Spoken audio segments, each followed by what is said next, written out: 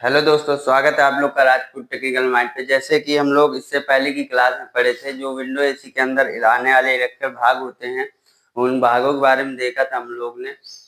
अब जो बचे हुए भाग हैं आज की क्लास में, वो हम लोग सारे कंप्लीट कर लेंगे। और आप लोग अच्छे से समझिए सारी चीजें, देखिए आपके लिए कितनी मेहनत करते हैं और आप लोग ध्यान नहीं देते हैं। अगर किसी चीज पे आप लोग किसी पॉइंट को मिस करेंगे तो वो आपको नहीं आएगा, फिर बोलते हैं कि आपको आ नहीं रहा है। तो इसलिए सारी चीजें पहले एक बार अच्छे से देख लीजिए। अगर फिर नहीं आपको आता है तो फिर आप हमसे पूछिए, हम आपके लिए हैं, खड़े हैं, बैठे हैं चारों तरफ, आपसे बताने के लिए ही यहाँ पे आते हैं। अगर आपको किसी फील्ड में फंसते हैं या कोई समस्या होती है तो आप कॉल करके हमसे पूछिए कि आपको क्या समस्या है, क्या दिक्कत हो रही है।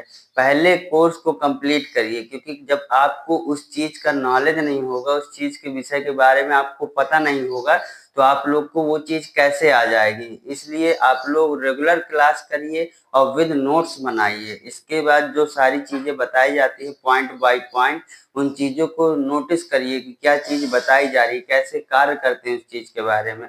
तो आज का हम लोग देखते हैं आज की क्लास में दोस्तों कि जो हमारा विंडो एसी का इलेक्ट्रिकल सिस्टम होता है, कुछ पार्ट उसके पहले हो गए हैं, कुछ पार्ट हमारे बचे हुए हैं, तो वो भी हम लोग आज देख लेंगे इस वीडियो के माध्यम से।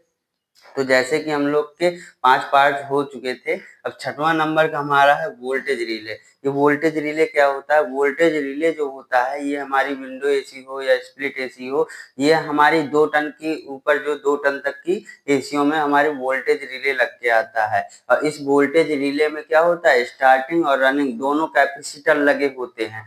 तो वोल्टेज रिले किस प्रकार का होता है, तो चलिए पहले हम आपको बना के दिखा देते हैं। वोल्टेज रिले आपका चौकोर बॉक्स के आकार का होता है, कुछ इस प्रकार का होता है।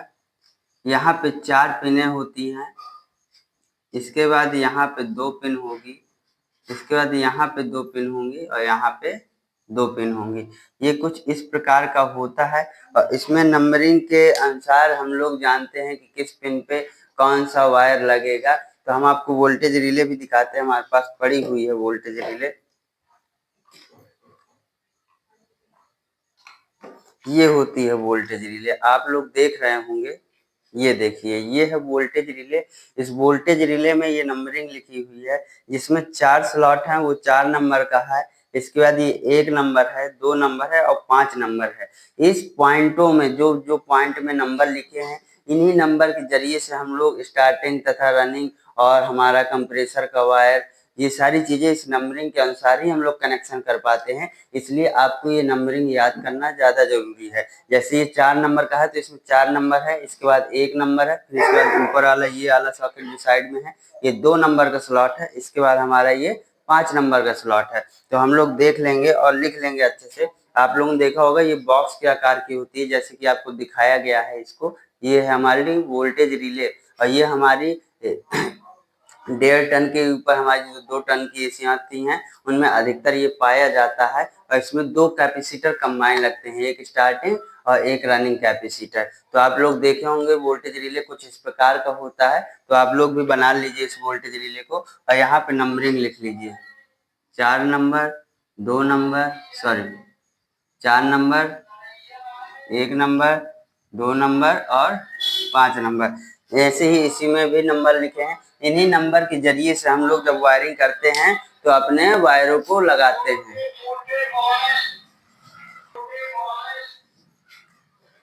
जैसे कि आपको बता दिया गया है कि 4 नंबर पॉइंट है, ये 1 नंबर पॉइंट है, ये 2 नंबर है और ये 5 नंबर है। तो हम लोग किस प्रकार से कनेक्शन करते हैं, ये आपको जब वायरिंग करा जाएगा तब आपको दिखाया जाएगा। अब हम लोग नेक्स्ट नंबर देखते हैं, room temperature sensor. Room temperature sensor जो होता है, ये हमारे रूम का टेम्परेचर बताता है। ये रूम का टेम्परेचर बताता है। एक ये काला काला जैसे वायर रहता है, उसमें आगे पानी मतलब पन्नी लगी होती है ब्लैक कलर की, उस प्रकार का होता है रूम टेम्परेचर सेंसर। और रूम टेम्परेचर सेंसर का कार्य होता है रूम के टेम्परेचर को बताना, तथा इसका दूसरा नाम हम लोग एयर सेंसर के नाम से भी जानते हैं। किस नाम से जानते हैं? जो हमारा रूम टेम्परेचर सेंसर होता है, इसको हम लोग एयर सेंसर के नाम से भी जानते हैं। अगर कोई कह दे कि भैया एयर सेंसर कौन सा है, तो वो आपका कौन सा होगा? Room temperature sensor. तो इसको लिख लीजिए आप लोग, इसको हम लोग एयर सेंसर के नाम से भी जानते हैं। ठीक है, इसको हम लोग एयर सेंसर के नाम से भी जानते हैं।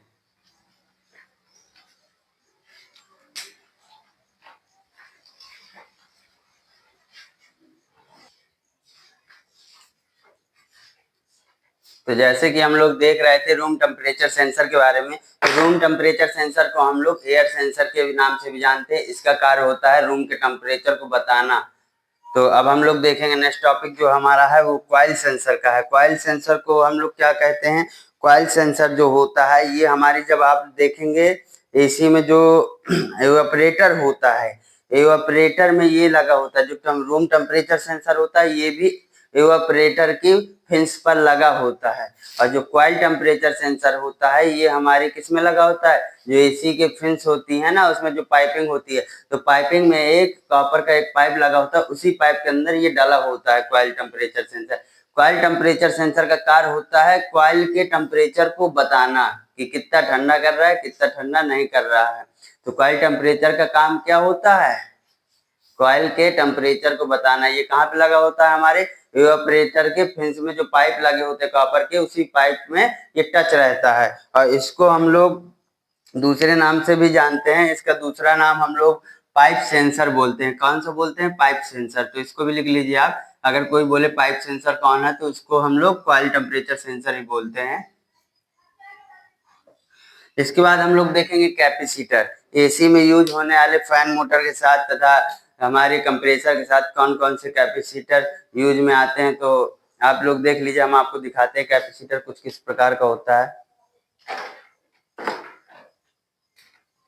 ये हमारा है, ये 2 पिन वाला हमारा कैपेसिटर है जो कि 55 MFD का है। ये विंडो एसी का कैपेसिटर है जो कि कंप्रेसर में यूज किया जाता है। एक हमारा कंबाइंड कैपेसिटर आता है, ये आप लोग देख सकते हैं। इसमें 3 पिनें होती हैं, एक फैन का होता है, एक कॉमन होता है, एक कंप्रेसर के लिए होता है। इसके बाद आप लोग देखेंगे हमारे पास पड़ा हुआ है, ये हमारा फैन मोटर का, जो फैन मोटर विंडो एसी में यूज किया जाता है उसका कंडेंसर है। इसके बाद फैन जैसे का कंडेंसर आता है, उसको भी लगा सकते हैं। तो काफी प्रकार के कंडेंसर आते हैं, उसको हम लोग कंडेंसर को कैपेसिटर भी बोलते हैं। तो कैपेसिटर आप लोगों ने जान लिया कि कैपेसिटर किस तरह का होता है। इसके बाद 10वां नंबर क्या है? 10वां नंबर है one way switch. One way switch जो होता है वो कुछ इस प्रकार का होता है। जैसे नॉर्मल स्विच आपने घर को देखा होगा, उसी को हम लोग वन वे स्विच बोलते हैं। ये कुछ इस प्रकार का होता है, हम आपको दिखाते हैं। ये पड़ा है, ये वन वे स्विच है। इस तरह का स्विच होता है जो विंडो एसी की स्विंग मोटर चलाने तथा बंद करने में लगाया जाता है। इसी को हम लोग बोलते हैं वन वे स्विच। आप लोग देख रहे होंगे इस स्विच को, इसको बोलते हैं वन वे स्विच। इसके बाद नेक्स्ट टॉपिक है हमारा थर्मोस्टेट। थर्मोस्टेट का कार्य क्या होता है? थर्मोस्टेट जो हमारा विंडो एसी में होता है, ये हमारी कूलिंग को कंट्रोल करता है। तो कूलिंग को कंट्रोल करने के लिए थर्मोस्टेट का यूज किया जाता है। ये कुछ इस प्रकार का होता है, आप लोग देखेंगे। ये विंडो एसी का थर्मोस्टेट है, इसमें एक पूंछ होती है। इस पूंछ में SO2 गैस होती है, सल्फर डाइऑक्साइड गैस होती है। और इसके नाप से हम लोग इसको सेट कर सकते हैं कि कितनी कूलिंग करनी है, कितनी कूलिंग नहीं करनी है। तो आप लोग देख सकते हैं इस वीडियो में कि ये हमारा थर्मोस्टेट है। ये जो पूंछ होती है इसके अंदर SO2 गैस होती है जो कि सेंस करती है हमारे कूलिंग कितनी हो रही है, और कूलिंग होने पर ये हमारे कंप्रेसर को कट कर देती है। तो ये हमारा थर्मोस्टेट होता है। इसमें 2 पिनें होती हैं, आप लोग देख सकते हैं। इसमें 2 पिन होती है, ये नॉब से हम लोग कूलिंग को कंट्रोल करते हैं, कम ज्यादा करते हैं। तो इसको हम लोग थर्मोस्टेट बोलते हैं। ये विंडो एसी के आगे लगा होता है इवेपोरेटर में, और इवेपोरेटर के फिन्स के आगे ये लगा होता है। तो इससे ये कॉइल का टेम्परेचर सेंस करता है कि कितना टेम्परेचर है, इसके बाद कट ऑफ करता है। तो आप लोग ने देख लिया होगा सारा चीज। एक चीज आपको हम और बता देंगे, जो कैपेसिटर होते हैं, कैपेसिटर 2 प्रकार के होते हैं। तो आप लोग देख लीजिए, जो कैपेसिटर होते हैं वो 2 प्रकार के होते हैं। एक होता है रनिंग कैपेसिटर, एक होता है स्टार्टिंग कैपेसिटर।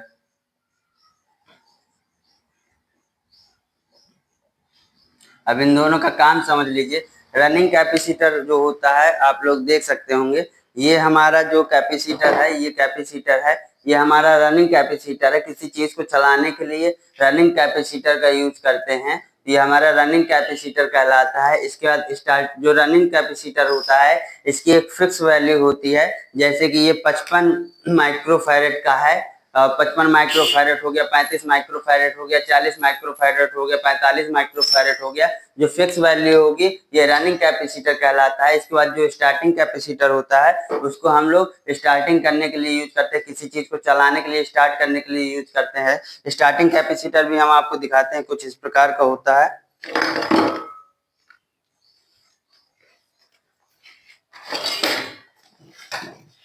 स्टार्टिंग कैपेसिटर भी हम आपको दिखा रहे हैं, हमारे पास पड़ा हुआ है।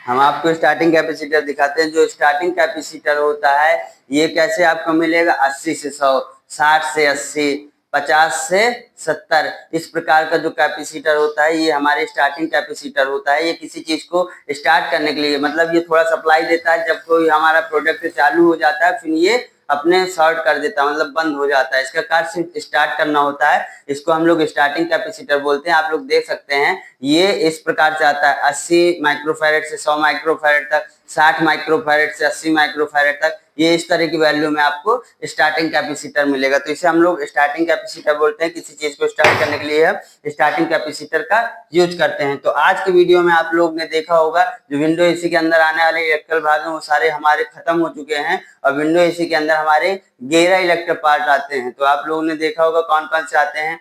कल की क्लास में हमने देखा था कंप्रेसर हो गया, आपका जो इलेक्ट्रिक भाग में आने वाला पार्ट है कंप्रेसर हो गया। आप लोग ने देखा होगा कंप्रेसर के बाद सेलेक्टर स्विच हो गया, सेलेक्टर स्विच के बाद हमारा क्या था, पीसीबी हो गया, पीसीबी के बाद फैन मोटर हो गया। जो फैन मोटर हमारे विंडो एसी के अंदर आते हैं वो 3 प्रकार के आते हैं, first speed fan motor, second speed fan motor और थर्ड स्पीड फैन मोटर। इसके बाद हमारा स्विंग मोटर आता है। स्विंग मोटर में हमारे 2 प्रकार के मोटर आते हैं, एसी मोटर और डीसी मोटर। डीसी मोटर में 5 तार निकले होते हैं और एसी मोटर में 2 तार निकले होते हैं। और हमारा इसके बाद 6वां नंबर आ जाता है, आज जैसे कि क्लास देखा वोल्टेज रिले। वोल्टेज रिले में 4 पिनें होती हैं, 4 नंबर, 2 नंबर, 1 नंबर और 5 नंबर। इन्हीं पिन के माध्यम से हम लोग इसकी वायरिंग कर पाते हैं। इसके बाद हम लोग का नेक्स्ट नंबर है 7 नंबर में room temperature sensor. Room temperature sensor को हम लोग एयर सेंसर के नाम से भी जाना जाता है। ये हमारे विंडो एसी के एवापोरेटर के फिन्स में लगा होता है और ये रूम का टेम्परेचर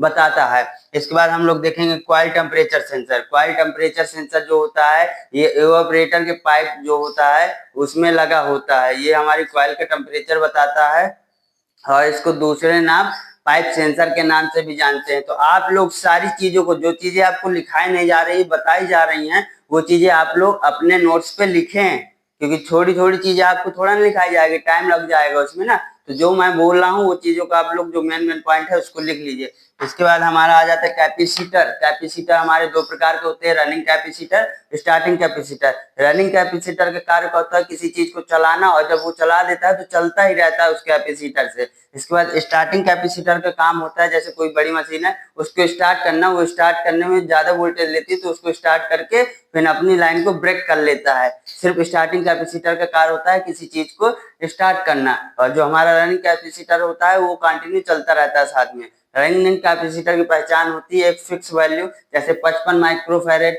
50 माइक्रोफैरेड, 45 माइक्रोफैरेड। और जो हमारे स्टार्टिंग कैपेसिटर होता है वो आपकी फिक्स वैल्यू नहीं रहती है, 60 से 80, 80 से 100, फिर 40 से 60, इस तरह की वैल्यू में हमारा स्टार्टिंग कैपेसिटर मिलता है। इसके बाद हम लोग देखेंगे one way switch. One way switch क्या होता है, एक हमारा स्विच होता है, ये किसी भी लाइन को ब्रेक करने में यूज करता है, ऑन ऑफ करने के लिए इसको लगाया जाता है। इसके बाद थर्मोस्टेट होता है। थर्मोस्टेट क्या होता है, हमारी कूलिंग को कंट्रोल करता है। थर्मोस्टेट का कम करता है, थर्मोस्टेट हमारी कूलिंग को कंट्रोल करता है। और थर्मोस्टेट की पूंछ में SO2 गैस होती है जो कि सल्फर डाइऑक्साइड होती है। हमारी जो थर्मोस्टेट होता है ये पूरे सिस्टम को कंट्रोल करता है।